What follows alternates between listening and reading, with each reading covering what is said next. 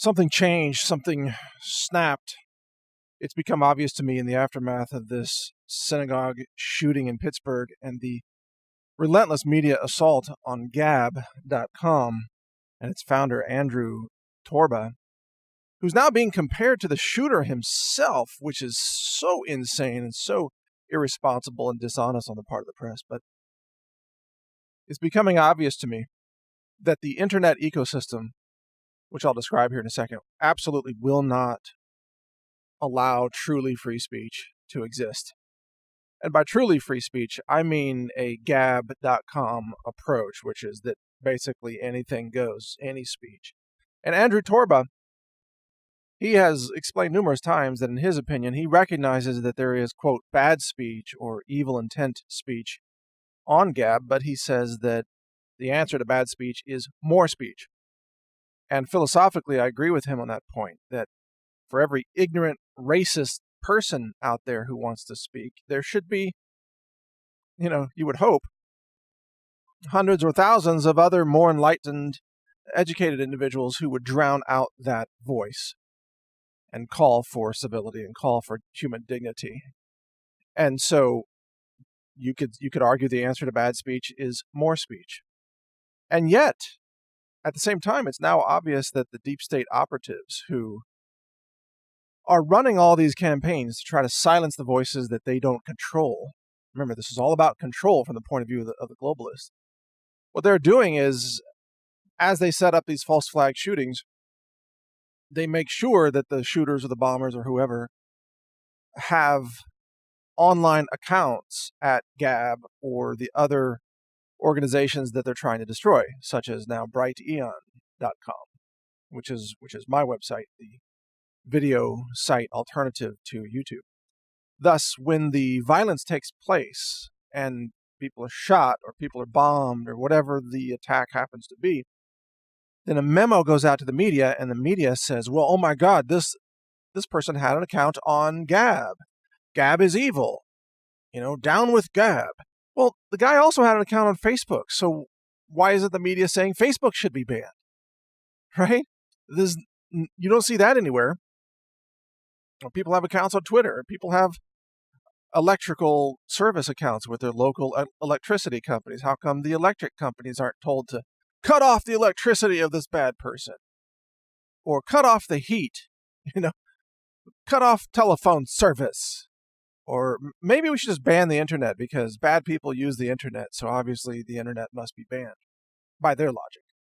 But in response to all of this media barrage attacking Gab, these internet gatekeepers such as GoDaddy, they denounced Gab and they essentially have deplatformed Gab. The Node.js code hosting company gave them like 12 hours notice or something. Maybe it was 24 hours notice. I don't recall the details. They said, get off our platform.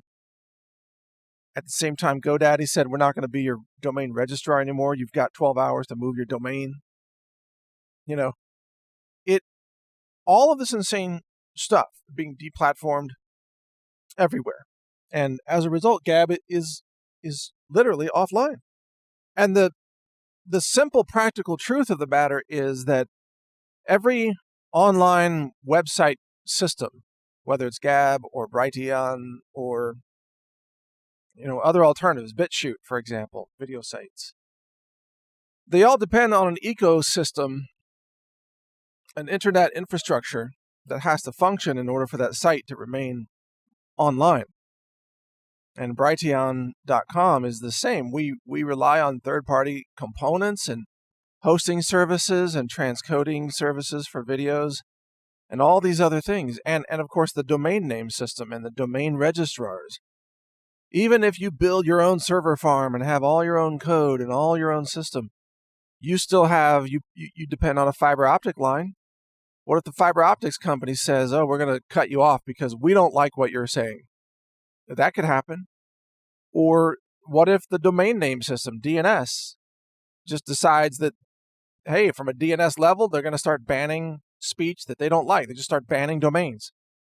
So they don't resolve. So people type in Brighteon.com and it goes nowhere, because that can happen as well.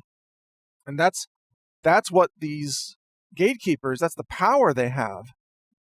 And it's become obvious to me now that truly free speech cannot survive this onslaught of attacks and deplatforming and techno gatekeepers that are blacklisting your website and your engine, your components, your domain name, all these other things.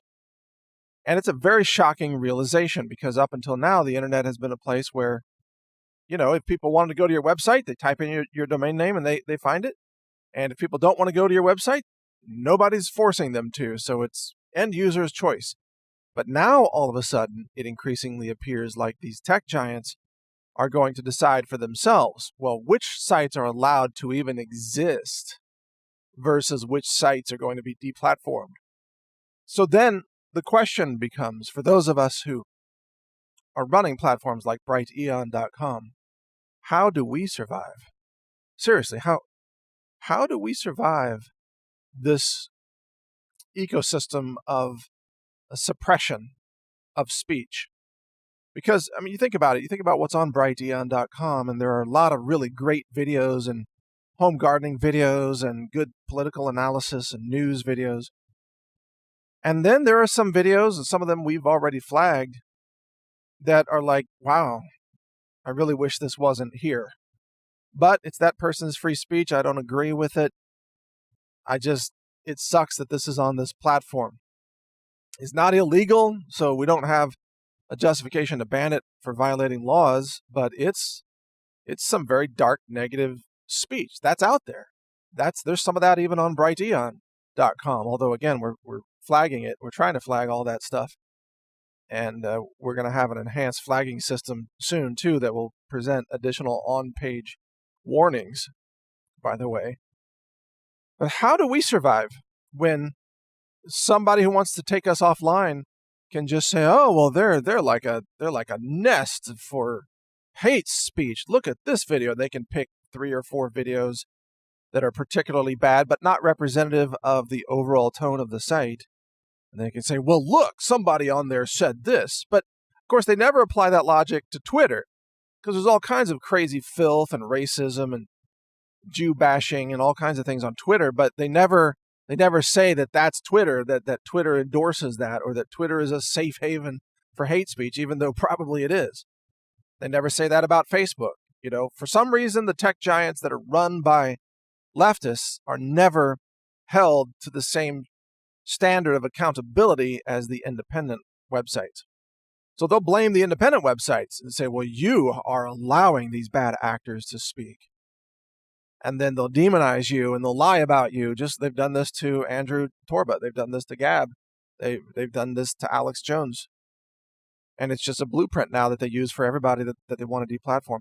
How do we, as people who really want the world to heal, we want to uplift humanity, we want to spread knowledge and wisdom, how do we survive?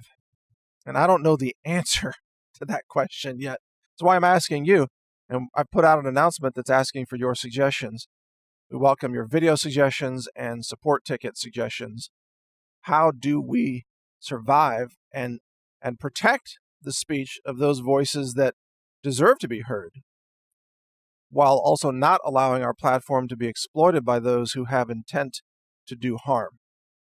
How do we find that balance? And it almost seems like an impossible task. I don't know the answer. I've already seen some suggestions, by the way, that were kind of interesting. One suggestion was allow the current users to vote on who to ban. Okay, so you end up with kind of like a clique power structure of power users who can deplatform anybody that they don't like. That seems like a bad way to go about this. That seems like that's ripe for abuse. Another suggestion from a person was to just make people pay for using the website, charge people subscription fees.